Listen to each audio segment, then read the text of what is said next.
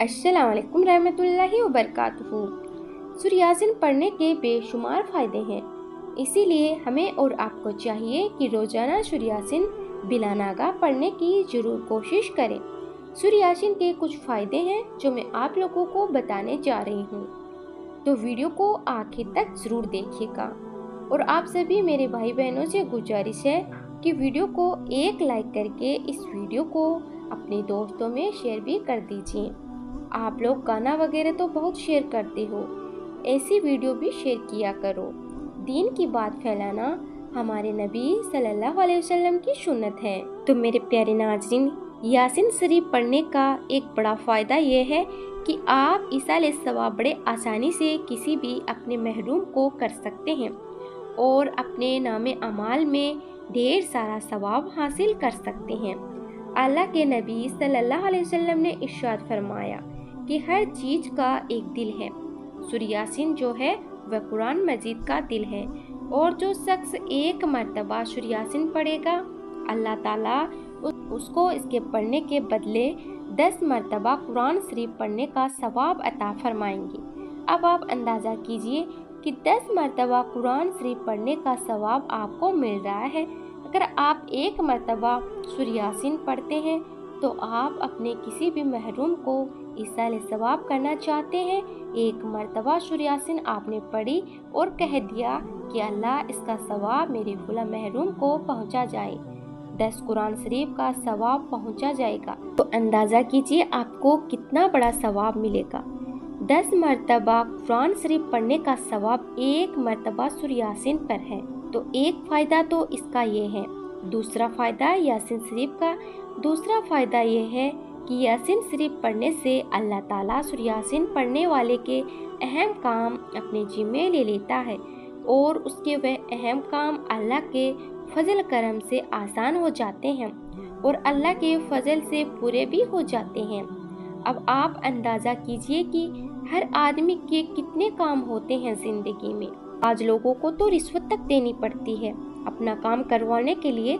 तो बहुत से काम हमारी लाइफ में ऐसे होते हैं जो अटके हुए होते हैं, हल नहीं हो पा रहे होते हैं, वह काम आसान नहीं हो पा रहे होते हैं। तो रोज़ाना हमको क्या करना चाहिए? रोज़ाना सूरह यासीन पढ़ना चाहिए। अपने मुश्किल कामों को आसान करवाने के लिए पढ़ो सूरह यासीन शरीफ। सूरह यासीन शरीफ पढ़ने का फ़ायदा ये होगा कि जितने भी आपके मुश्किल काम हैं वो आसान हो जाएंगे।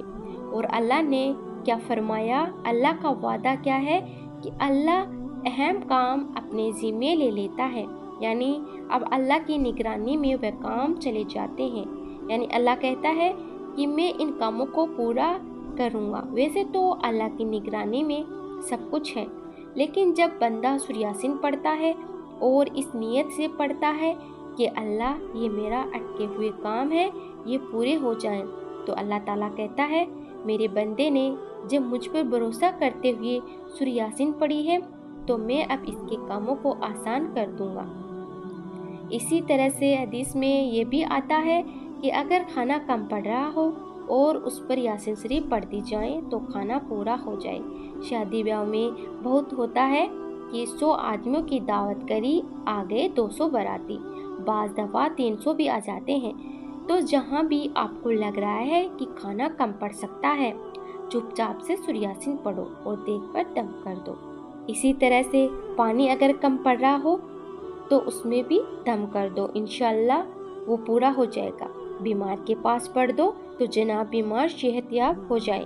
बहुत बड़ी बीमारी घर में किसी को लग गई है, बीमारी ठीक होने का नाम नहीं ले रही है, तो मरीज के पास रोज़ाना यासीन शरीफ पढ़ो।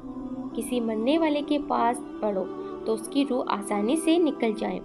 बाज़ दफ़ा होता है ना कि रूह निकलने में बड़ी मुश्किल हो रही होती है, तो किसी की रूह निकलने वाली है, आखिरी वक्त चल रहा है, सूरह यासीन बैठकर पढ़ो।